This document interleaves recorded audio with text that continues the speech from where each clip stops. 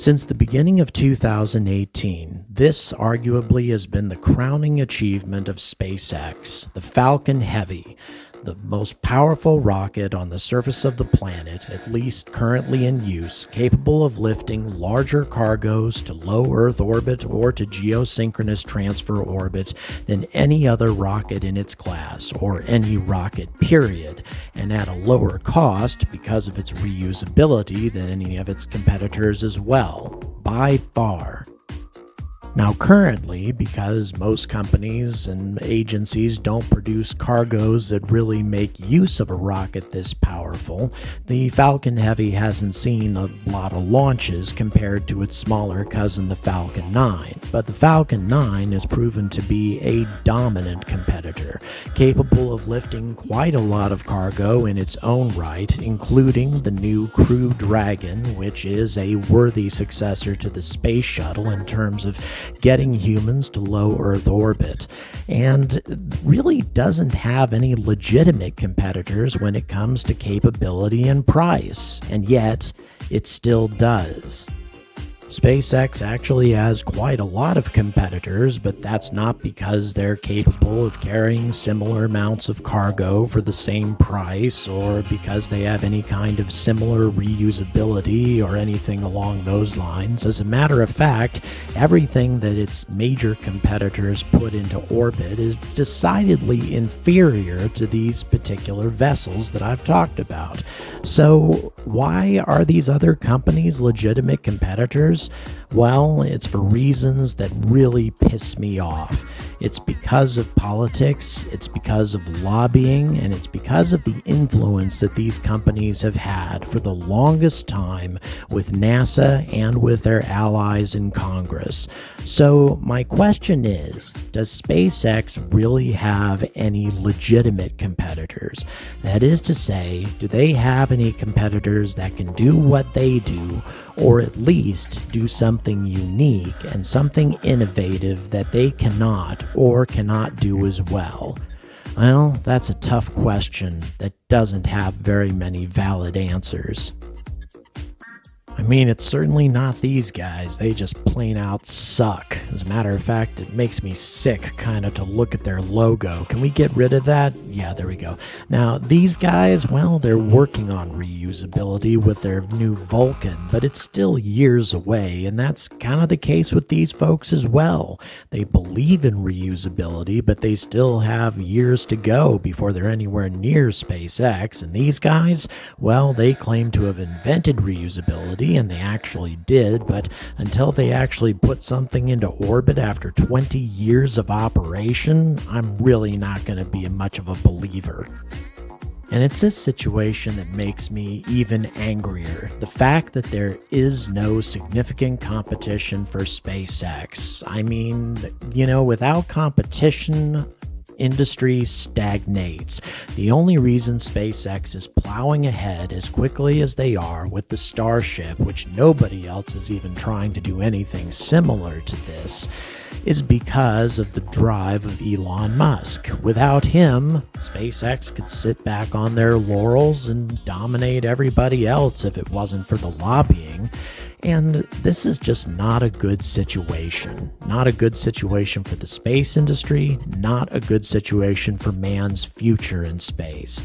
So is there anybody valid that might be a competitor in the future, at least in some field?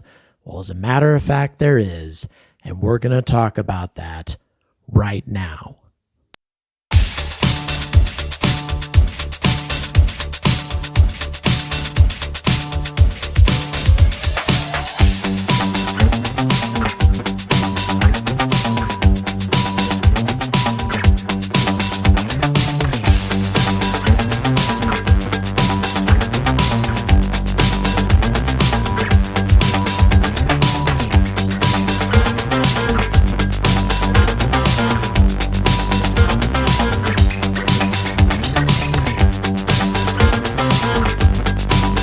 Good evening, and welcome to another episode of the Angry Astronaut.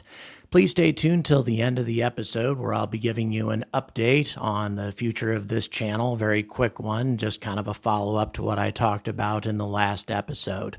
So, a competition for SpaceX sounds like something that would be considered blasphemy to a lot of people. I mean, does SpaceX really have any competitors? Certainly not amongst the usual suspects, the big companies that have traditionally done business with NASA and have been accustomed to overpricing everything and wasting everything. Certainly not them. And certainly not Blue Origin, who has recently started to embrace some of these concepts, although they certainly have some reusable rockets, such as the upcoming New Glenn, and others, such as the New Shepard, which sadly has yet to take anybody into suborbital flight. They also seem to be almost de-evolving, if I can use that term, especially in terms of their lunar module. So I just don't see them as being a huge competitor either. But what they could be, at least in terms of the New Glenn, is a vehicle for the success of somebody that would be, I think, a competitor for SpaceX. And this is a company that's innovative, that was started by engineers, by people who are self-made billionaires, and also make use of innovative and unusual types of technology and aren't afraid to take risks. And I am, of course, talking about the Sierra Nevada Corporation. Now, this is a company that could also collaborate with SpaceX. It would be in their interest to do so, but in many ways, they won't be able to help but compete with SpaceX, especially when it comes to resupplying the ISS and perhaps even resupplying the Lunar Gateway in the future. But in many other respects, these folks definitely could find themselves collaborating with SpaceX, and I think it would be beneficial to both parties. But I'm going to cover these folks in a great deal of detail this time. I'm going to talk to you about the various projects that they've been involved in. I'm not going to talk much about the Dream Chaser. I covered that quite extensively last time, but they have a lot of other things that they've been working on. Some of them may surprise you, and yes, some of it involves in going to Mars. Now, as I mentioned in the previous episode, the Dream Chaser is going to have a number of clear advantages over the Crew Dragon, at least the cargo version of it, when it comes to resupplying the ISS in the near future. Because of the Shooting Star module, that thing on the back, it can carry a larger amount of cargo than the Dragon 2 because of the aerodynamic changes that had to be made to the Dragon to make it capable of carrying a crew. It can also provide reboost to the ISS, keeping the station in orbit, which the Crew Dragon cannot. It also has the ability to land in a much more gentle fashion than a traditional capsule, allowing it to carry more sensitive types of cargo and experiments. And the fuel that it uses for maneuvering anyway is not very toxic, allowing it to carry more sensitive cargoes that can immediately be caught up on landing. So quite a few advantages to this particular ship, but it's the Shooting Star that gives this particular design the big advantage that allows it to be used for a variety of purposes besides just a cargo module. The Shooting Star is actually a spaceship unto itself. It has solar panels capable of generating 6 kilowatts worth of power. It has 6 maneuvering thrusters in the aft. It also has external cargo pods of its own, those block-shaped things on the outside, each one capable of carrying 500 kilograms worth of cargo that can be carried into the ISS with the Canadarm again, or it can also be used for a variety of other purposes, namely a U.S. military contract that SNC landed very recently.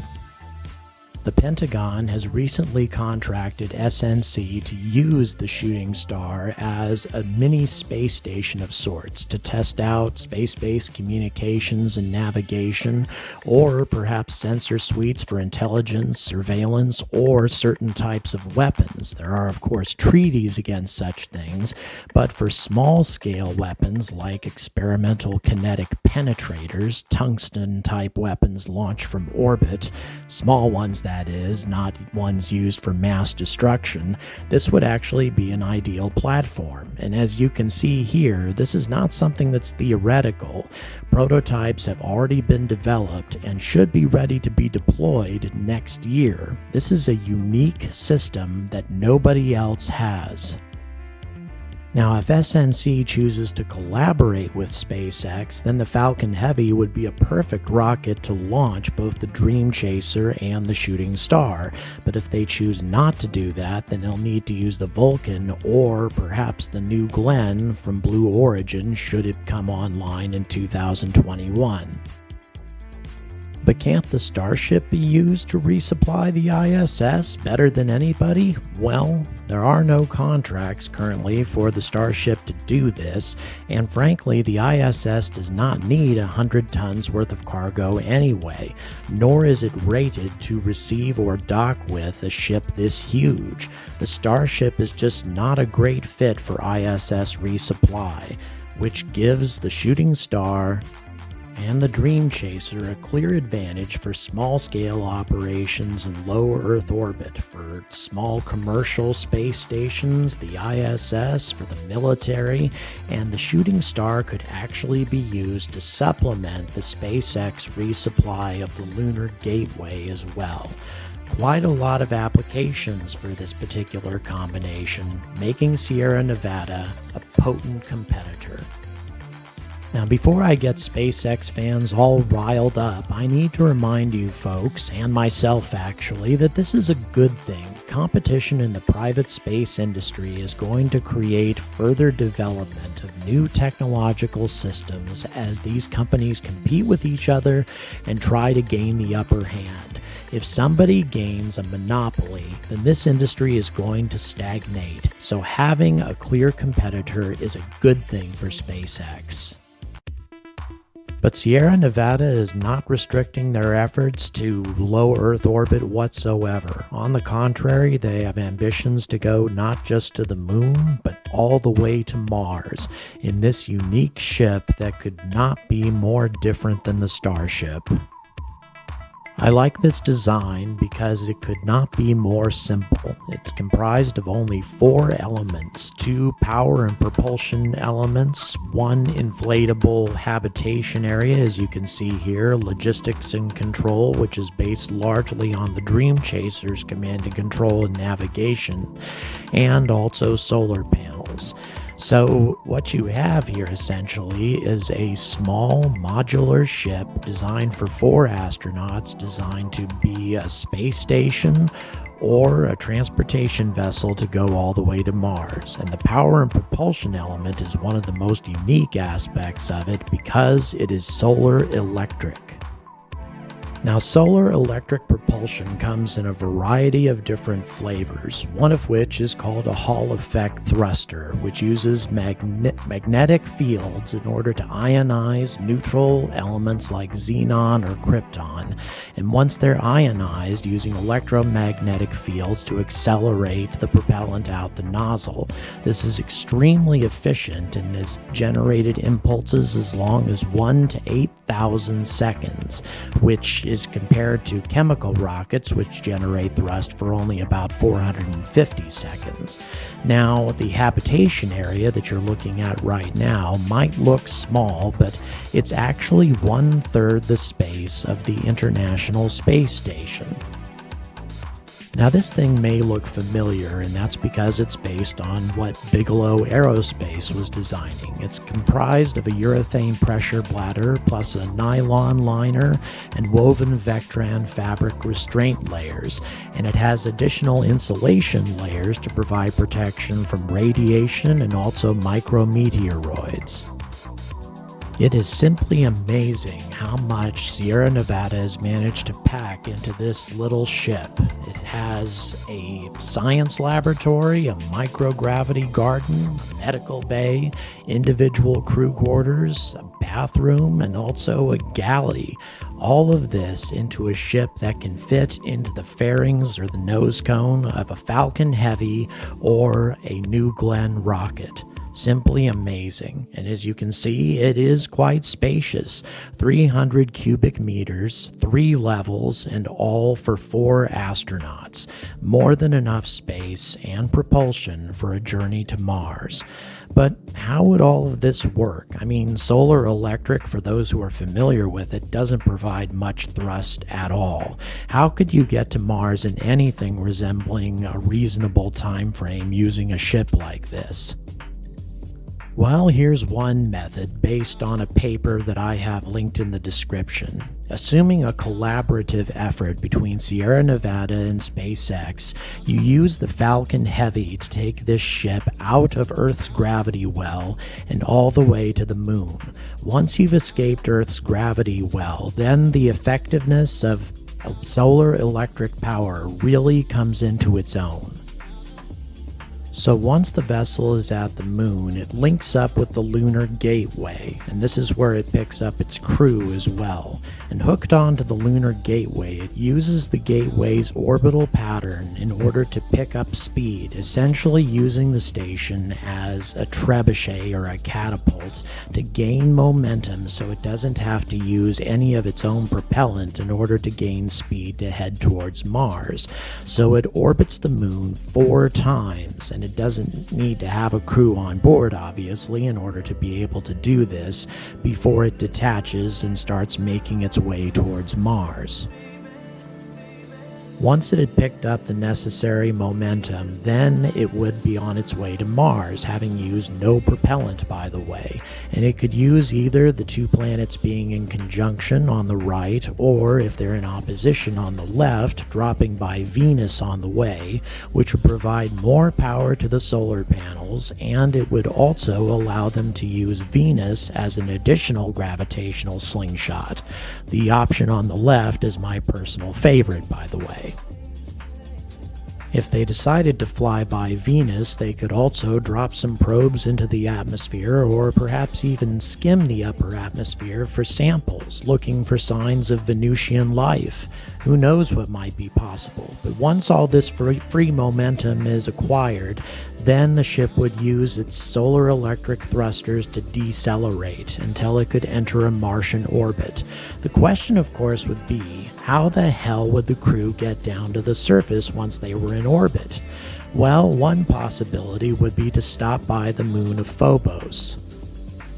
The vessel could tether itself to the Martian moon, and then the astronauts could simply descend to the surface of Phobos. Given the low gravity of the moon, there would be very little danger involved with that sort of thing. They could then explore the surface of Phobos for its own sake, or rendezvous with a lander waiting for them there. Now, this pre-deployed lander could take on a variety of different shapes, but it could perhaps resemble the Dynetics lander that Sierra Nevada is also heavily involved with, except, of course, you would need at the very least a heat shield in order to survive the Martian atmosphere, but it's still possible. Now, of course, since this design is modular, you can also add more to it. You can add more solar panels, you can add more solar propulsion units, you can add more habitation units, take more people. Now, will it ever match what the Starship can do? Of course not. Is this a complicated way of getting to Mars? Of course it is, but at the same time, it's no less complicated than refueling 6 times in low Earth orbit as the Starship is going to have to do, or the purely atmospheric landing procedure that the Starship is going to have to execute in order to get down to the surface. No, I think that this is a highly competitive way of getting to Mars, or at the very least, of small-scale exploration missions to the Red Planet in the future. It makes Sierra Nevada a competitor on many different levels. Now, don't get me wrong here. I don't think that Sierra Nevada is ever going to be able to compete with SpaceX at what they do best. That is to say, heavy lift rockets that are reusable, launched from the surface of any planet, whether it be Earth, Mars, the moon, etc. That's something that's going to be reserved, I think, for SpaceX, and honestly, I don't see them having any serious competitors in the near future. But as far as other applications are concerned, I see Sierra Nevada being a very potent competitor or a very useful collaborator. It depends on how things go down. I mean, the Mars transportation vehicle, the life pod that we talked about during the video, I could see that being extremely useful for Mars transportation for small scale expeditions, say from Phobos to Deimos, for example, or perhaps out to the asteroid belt for a few researchers before they send out the Starship to actually do the heavy duty mining. There's a lot of things to where you need a very small Phillips head screwdriver, for example, instead of a sledgehammer like the Starship. So I do believe as time goes forward, Sierra Nevada is going to find their niche, and I think that they're going to do extremely well in that field. As a matter of fact, they kind of already are. But having said all of that, I have to briefly tell you that since I made my outreach to all of you, you folks came through in a big way. Over 30 new Patreon supporters, and a lot of you contributed significantly more than $5. And consequently, I'm about halfway to my goal at this point. And it's earned me even more time. So I'm feeling more and more optimistic as time goes on. I still have a ways to go. I still need additional support, but honestly, we're a lot closer than I thought we were going to be. So as I say, about halfway there already, even with only about 100 and 140 total supporters at this stage. It's still got me about halfway to where I need to be because of the generosity of these supporters. So all of that having been said, I see a very bright future for this channel. I ask you to continue supporting in whatever way you can. There are many ways to do so, whether merch or spaceship mania. Don't forget to get your own Starship if that's something you have an interest in. There's a lot of ways to do it, and go to the description to check that out. In the meantime, let's hope that a few other companies get a little bit more interested in competing with SpaceX and become a little bit more innovative like Sierra Nevada. Otherwise, I see the space industry starting to stagnate with these ancient corporations so accustomed to getting their way no matter how much they spend and how inferior their products. That has to come to an end, and let's hope it does. But until that time comes, I urge all of you to stay angry about space.